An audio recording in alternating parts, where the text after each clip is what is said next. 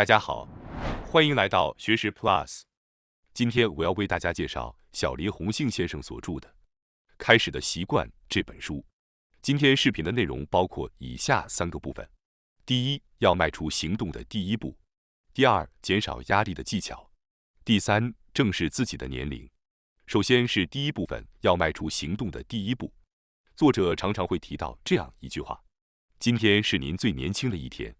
或许您现在觉得自己已经不再年轻，又或者因为年龄的增长而感到力不从心，但5年后的您一定会羡慕今天的您自己。大家回想一下5年前，您是否曾经有过要是能回到那时，我一定会做这件事，一定会尝试那样做的念头呢？今天正是5年前您曾渴望重新开始的那一刻。如果您想迈出新的步伐，现在就是最好的时机。本书标题承载的理念正是：今天就是新生活的开端。我们往往会更关注事情的终点或结束，例如，还有几年就要退休了，某个任务还有几天就要完成了，或者有的人开始盘算自己还能活多少年。尽管这些结束的节点和目标更容易让人意识到，但它们常常伴随着寂寞和失落感。长期研究自律神经的作者指出，我们的意识和想象与自律神经密切相关。当我们想到孤独或失败时，自律神经的状态也会随之恶化。相反，当我们充满希望或感到兴奋时，自律神经会得到调节，身体状况会随之改善，情绪也更容易保持平稳，心态则更加积极。因此，保持充满期待和激动的心情，对于调整自律神经、维持良好的身心状态至关重要。今天是您最年轻的一天，也是新生活的开端。通过保持积极乐观的心态，能够帮助您调整身心的状态。作者强调，行动的门槛应当尽可能放低。对于很多人来说，迈出第一步往往是最大的挑战。您可能曾经想过学习投资，却始终没有开始；也许决定要备考某个资格证书，但已经拖延了2年。无论如何，想要丰富自己的生活，行动是至关重要的一步。作者指出，当您觉得现状已经足够了时，衰退就开始了。在当今这个不断变化的世界中，停滞不前只会让您渐渐落后。因此，降低行动的门槛是十分有必要的。即使您开始了，却没有坚持下去，也没有关系。关键在于让开始变成一种习惯。比如，明天您可以从什么开始呢？或许是平时乘电梯，但这次尝试一下走楼梯；又或者是用更响亮的声音和别人打招呼。无论做什么，只要今天，您最年轻的一天，您决定要开始做些改变，那就去行动吧。哪怕只是去看一个相关的视频，或者随便翻翻书店的书都可以。关键在于降低行动的门槛，并培养开始的习惯。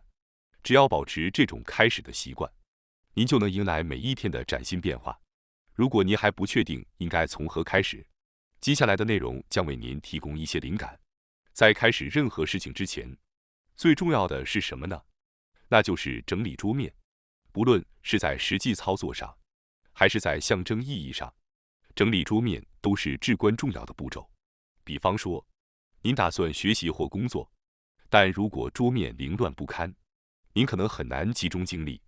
然而，如果桌面整洁、井然有序，您就会自然地产生开始做事情的动力。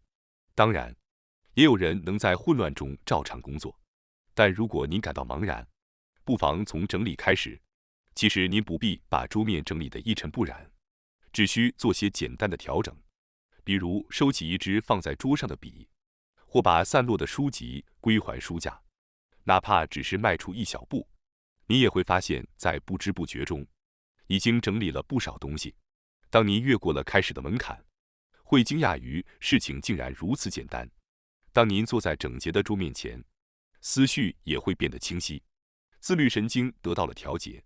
此时您自然会想要开始做点什么。接下来是第2部分，减少压力的技巧。在遇到一些麻烦时，大多数人都会本能地想要采取行动。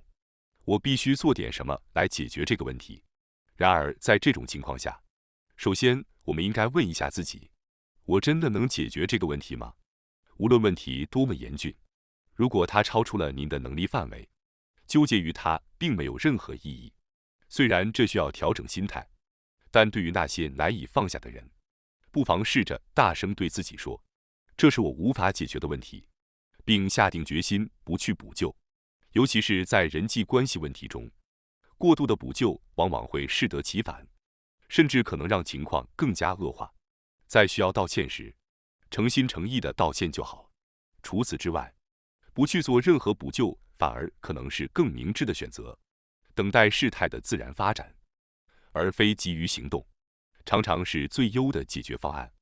关键在于决定不去补救，尽管这样的决定不会立即让情况好转，但从那一刻起，自律神经会逐渐恢复平衡，情绪也会趋于稳定。在生活中，我们难免会有不顺的时候，无论是人际关系的困扰、健康问题，还是不管多么努力却始终看不到回报的境况，这些不顺几乎每个人都会经历。而当处境艰难时，我们往往会不自觉地将目光投向他人。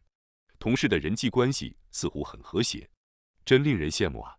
朋友的工作环境看起来很理想，那个人的家庭条件不错，生活过得很轻松。一旦开始这些比较，就很难停下来。然而，正是在这种不顺的时刻，盯着周围的情况，只会让我们的自律神经失衡，情绪也会愈发低落，状况更难改善。为了维持自律神经的平衡，作者反复强调，不要有过多的期待。说到底，没有人会一直帮你，最能依靠的只有您自己。当时运不济时，甚至连运气都像是在和您作对，情况看似糟糕透顶。但即使如此，羡慕别人或怨恨命运并不能让情况变得更好。此时，最重要的是转而关注自己，思考自己能做些什么。通常情况下，首先需要做的就是调整自身的状态，比如早上醒来喝一杯水，花1分钟做深呼吸，出去散步，或进行一些轻松的运动。此外，吃一顿丰富的早餐，以良好的身心状态迎接新的一天。最终，真正强大的人，是那些无论处境如何，都能专注于自己的人。关注自己能够做到、可以掌控的事情，正是避免被外界环境左右，保持自律神经平衡的关键。这正如作者所言，在不顺时，转向内心，专注自己，才是渡过难关的最有效的方式。最后是第3部分，正视自己的年龄。保持活力是无论何时都应优先考虑的事情。